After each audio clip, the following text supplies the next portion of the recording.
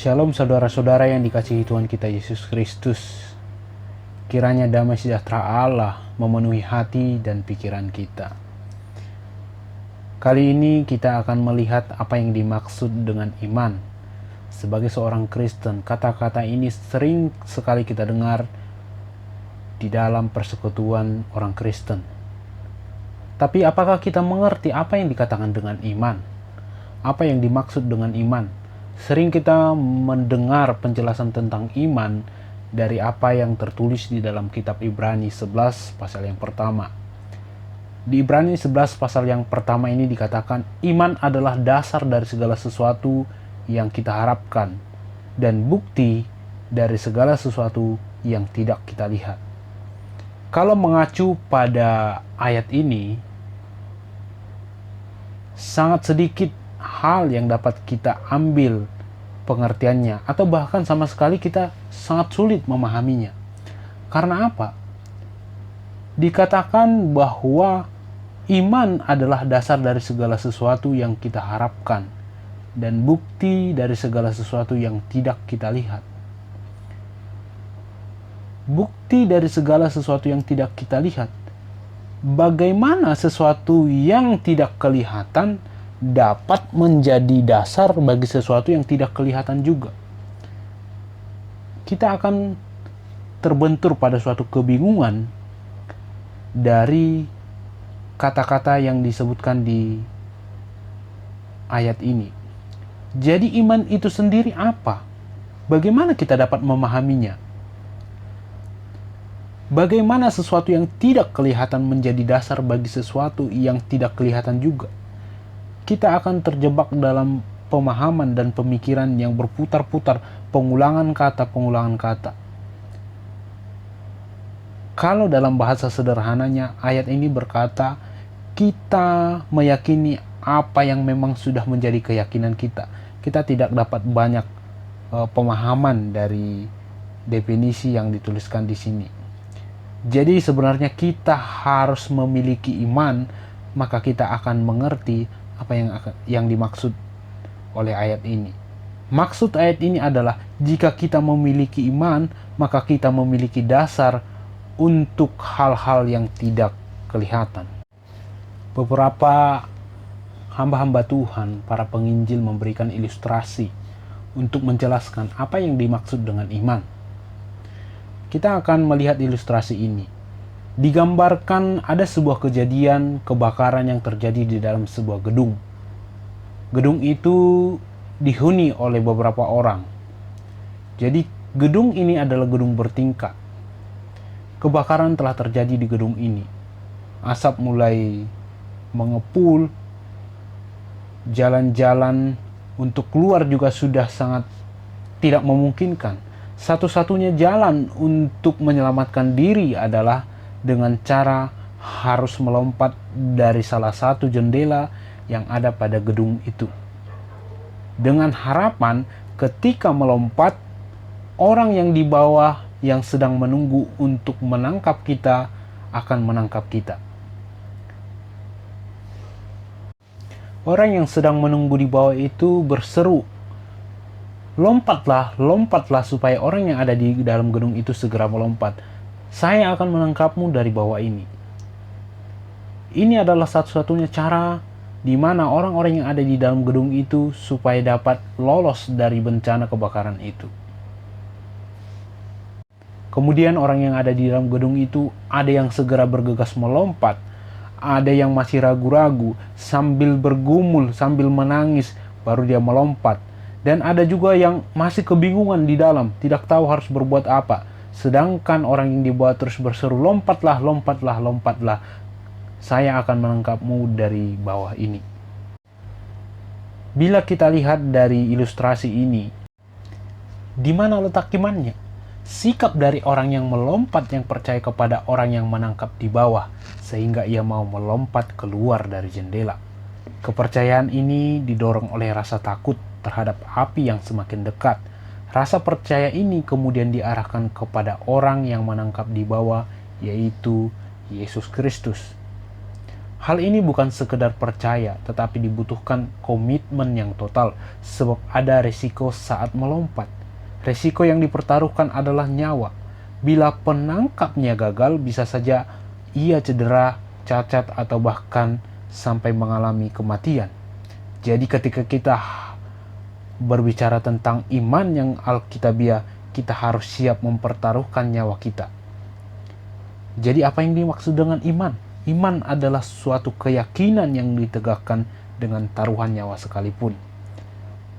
Di dalam kisah Alkitab ada beberapa cerita tentang orang-orang yang mempertahankan imannya, bahkan sampai mempertaruhkan nyawanya demi apa yang dia percayai. Kita dapat membaca kisah tentang Sadrak, Mesak, dan Abednego yang tertulis di dalam kitab Daniel pasal yang ketiga. Di kitab Daniel pasal yang ketiga ini disebutkan bahwa pada waktu itu Raja Nebukadnezar membuat sebuah patung emas untuk disembah. Kemudian dia bertitah. Ketika sangkakala dibunyikan, seruling dan bunyi-bunyian yang lain dibunyikan, maka setiap telinga yang mendengar harus sujud menyembah kepada patung yang dibuat oleh Raja Nebukadnezar. Apabila orang tidak sujud menyembah kepada patung itu, maka dia akan dilemparkan ke dalam perapian yang begitu panas. Pada waktu itu, Sadrak, Mesak, dan Abednego tidak mau sujud menyembah kepada patung yang dibuat oleh Raja Nebukadnezar. Dapat kita lihat pada Daniel 3 pasal yang ke-17. Di sini dikatakan, jika Allah yang kami puja sanggup melepaskan kami, maka ia akan melepaskan kami dari perapian yang menyala-nyala itu dan dari dalam tanganmu, ya Raja. Tetapi seandainya tidak, hendaklah Tuanku mengetahui, ya Raja, bahwa kami tidak akan memuja dewa Tuanku dan tidak akan menyembah patung emas yang Tuanku dirikan itu. Ada sebuah pernyataan, ada sebuah komitmen yang total. Mereka percaya bahwa apa yang mereka puja dan mereka sembah mampu melepaskan mereka dan akan melepaskan mereka. Bahkan sebaliknya, jika apa yang mereka puja dan mereka sembah tidak sanggup melepaskan mereka, maka mereka juga tidak akan mau menyembah patung dewa yang didirikan oleh Raja Nebukadnezar. Begitu geramnya Raja Nebukadnezar sampai melemparkan mereka ke dalam perapian. Tapi apa yang terjadi? Di tengah perapian itu tidak ada sehelai rambut pun dari mereka yang terbakar. Mereka keluar dari perapian itu dengan tidak ada luka, dengan tidak ada apapun yang mereka alami. Sungguh kejadian yang luar biasa. Allah hadir menolong orang-orang yang percaya kepadanya. Bahkan Raja Nebukadnezar begitu kagum, begitu gentar. Dia mengeluarkan titah, siapa saja yang mencemooh Allah yang disembah oleh Sadrak, Mesak, dan Abednego akan dihukum oleh Raja Nebukadnezar. Ini sesuatu hal yang luar biasa. Kita juga dapat melihat ketika Abraham dipanggil Tuhan keluar dari tempat asalnya. Dia meninggalkan keluarganya, dia meninggalkan kenyamanannya tanpa tahu kemana jalan tujuan yang akan dia tuju. Tetapi dia meninggalkan semuanya itu di dalam ketaatannya, di dalam imannya, tindakannya yang begitu nyata. Kita juga dapat melihat Musa ketika dia menjadi anak dari putri Firaun dengan kekayaan, dengan kemewahan yang ada di Mesir pada waktu itu. Dia memilih meninggalkan kejayaan Mesir, kekayaan Mesir, dan hidup sebagai orang menderita bersama umat Tuhan. Ini adalah contoh-contoh di mana orang beriman disebutkan di dalam Alkitab. Dan begitu banyak, seperti Nuh juga disebutkan. Kalau kita sebutkan satu persatu, ada begitu banyak daftar nama-nama yang menceritakan kesaksian iman mereka. Sungguh sesuatu yang luar biasa. Bila kita melihat tadi bahwa iman adalah keyakinan yang ditegakkan dengan taruhan nyawa, bagaimana orang yang rela mempertaruhkan nyawanya tetapi bukan untuk Kristus? Adakah orang demikian? Jawabannya, ada orang yang demikian. Ada orang yang rela mati hanya demi sebuah ideologi. Ada orang yang rela mati dengan apa yang dia percayai. Mari kita lihat beberapa orang yang melakukan tindakan bunuh diri dengan membawa bom bunuh diri. Dia bunuh diri, membunuh dirinya, membunuh orang-orang yang menjadi target tujuannya. Dia mempertaruhkan nyawanya di sana. Apakah itu pantas dan layak disebut orang beriman? Dia percaya mempertaruhkan kehidupannya, tetapi itu bukan iman. Dia percaya kepada Allah yang palsu, Allah yang tidak hidup. Jadi kita juga harus menaruh kepercayaan kita kepada Allah yang hidup. Allah yang hidup, Allah yang konsisten, tidak pernah berubah dari dulu, sekarang, dan selama-lamanya. Di manakah kita dapat menemukan Allah yang hidup ini? Kita dapat melihat Allah yang hidup ini dari sifat dan karakternya. Allah yang hidup, dia tidak berubah. Dia tidak akan diubahkan oleh apapun. Dia tetap dari dulu, sekarang, sampai selama-lamanya. Allah yang demikian adalah Allah Israel. Ketika Musa ada di Gunung Sinai, ia bertanya kepada Allah, "Siapakah engkau?" akan disebut ketika bangsa ini menanyakan. Maka Allah menjawab, "Aku adalah aku. Aku adalah aku." Pernyataan ini bersifat mutlak, bahwa Allah itu tetap, dia tidak akan berubah dari dulu, sekarang, sampai selama-lamanya. Konsistensi atau ketetapan Allah dalam perkataannya, dalam tindakannya, dapat kita lihat ketika kita melihat bagaimana manusia jatuh ke dalam dosa. Allah berkata upah dosa adalah maut. Ketika manusia, Adam dan Hawa di Taman Eden, mereka melanggar perkataan Allah, mereka harus mengalami maut. Maut itu kematian. Maut adalah ketika manusia berpisah dari Allah. Ketika manusia berpisah dari sumber kehidupan, maka itulah yang dikatakan maut. Ketika manusia jatuh ke dalam dosa, seketika itu juga kemuliaan Tuhan hilang dari mereka. Tetapi secara fisik mereka tidak langsung mati. Mungkin orang berkata, kenapa Adam dan Hawa tidak langsung mati secara fisik? Mari kita lihat lagi ilustrasi berikut. Seperti sebuah cabang yang ditebang dari pohon. Saat cabang itu terputus dari pohon, maka saat itu juga sudah tidak ada kehidupan lagi di dalam cabang itu. Hanya saja daun dari yang ada pada cabang yang terpotong tidak akan langsung kering. Kemudian buahnya tidak akan langsung busuk. Tetapi seiring berjalan waktu, lama-kelamaan daunnya akan mengering dan buahnya akan busuk atau bahkan mati. Hanya menunggu waktu. Sama seperti manusia yang jatuh ke dalam dosa. Adam dan Hawa tidak langsung mati secara fisik, tetapi seiring berjalannya waktu, fisik mereka juga mati. Manusia yang telah berdosa terpisah dari Allah. Allah berkata upah dosa adalah maut dan tidak dapat ditawar-tawar lagi. Tetapi karena Allah itu penuh kasih, karena Allah begitu mengasihi manusia, dia datang kepada manusia. Dia ingin membawa manusia ini kembali kepada dia yang ada di surga. Manusia yang berdosa tidak dapat berhubungan lagi dengan Allah yang kudus, yang suci. Mereka terpisah. Allah mencari cara supaya manusia ini kembali kepada dia karena kasihnya. Maka Allah menjadi manusia sama seperti kita. Allah menjadi manusia. Dia membuka jalan supaya manusia dapat bertemu dengan Allah. Di dalam Kristus Allah menyatakan semuanya. Dia menjadi manusia dan mati untuk menebus dosa. Ketika Yesus telah mati menebus dosa, maka terbukalah jalan perdamaian antara Allah dan manusia. Jalan inilah yang disebut jalan keselamatan. Hanya saat kita mau mati bersama dia dalam persekutuan, dalam penderitaannya, maka kita juga akan dibangkitkan bersama dia di dalam kemuliaannya. Oleh karena itu, marilah kita beriman kepada Allah yang hidup, kepada Allah yang benar-benar ada, yang dapat kita alami dan kita rasakan keberadaannya, yang mampu menjawab doa kita. Tetapi hal-hal ini dapat kita terima dan dapat kita rasakan saat kita sudah taat dan tunduk kepada perintah-perintahnya. Makanya kita harus menaruh iman dan kepercayaan kita kepada Allah yang hidup. Jangan taruh iman dan kepercayaan kita kepada Allah yang tidak hidup. Kita kembali kepada definisi iman tadi.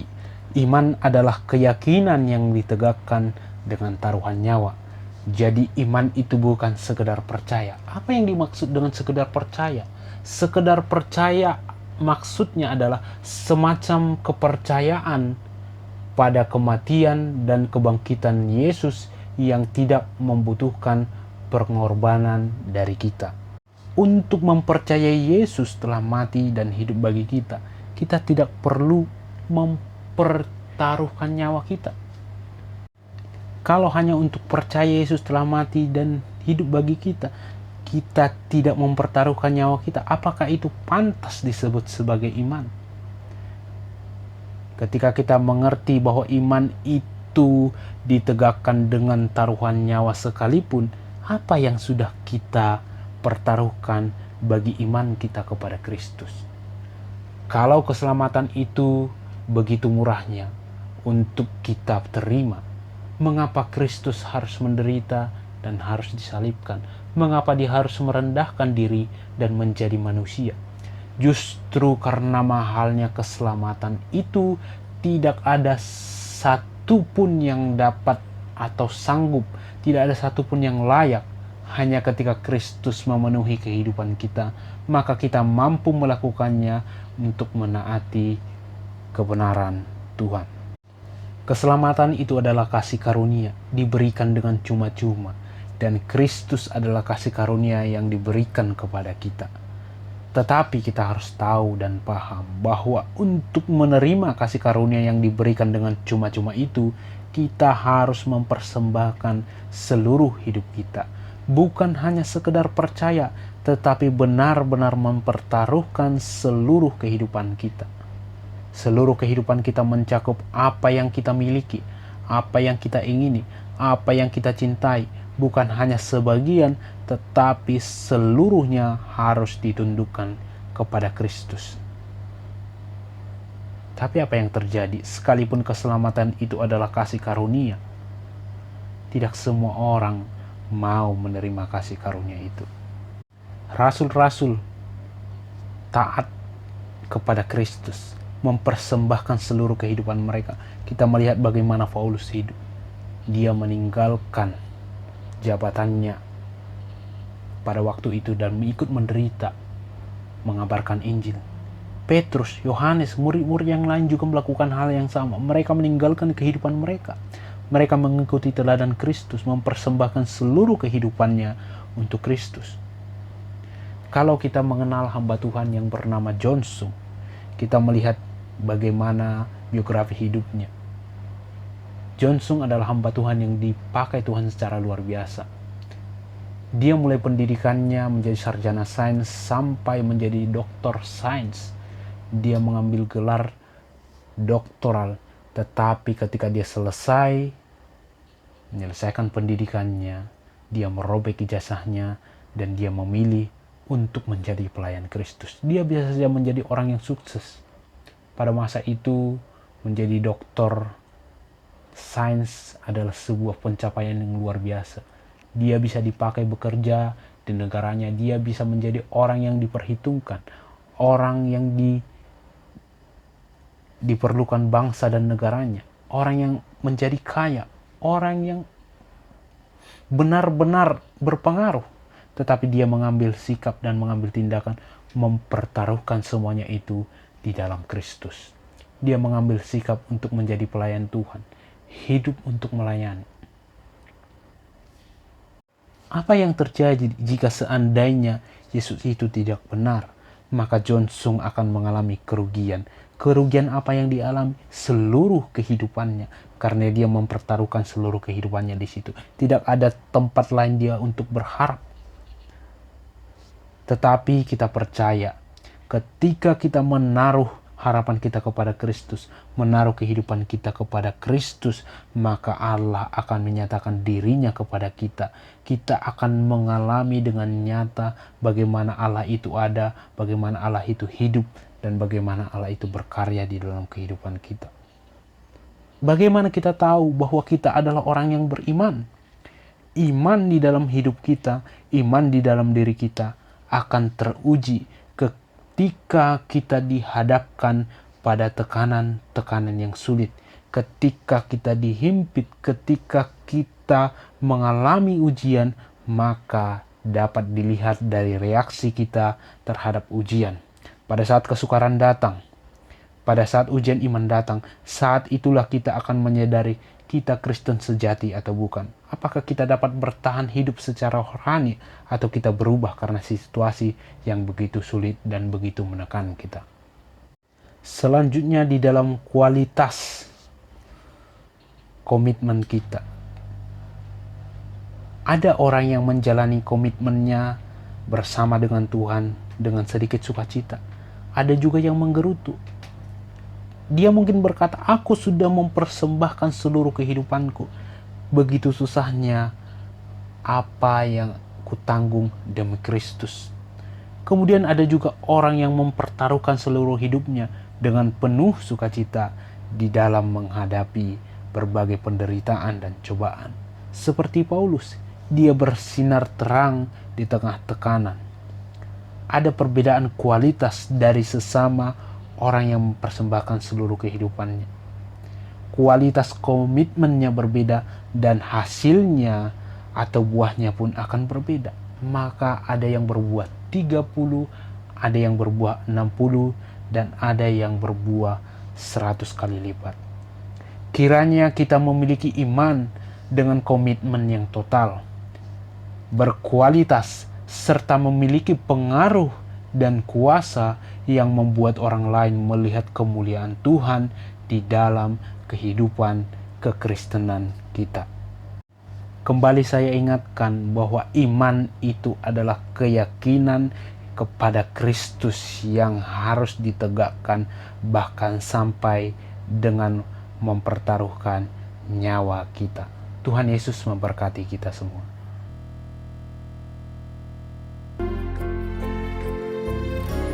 Walau ku tak dapat melihat semua rencana-Mu, Tuhan, namun hatiku tetap memandang padamu. Kau tuntun langkahku. Walau ku tak dapat berharap atas kenyataan hidupku, namun hatiku tetap memandang padamu. Kau ada untukku.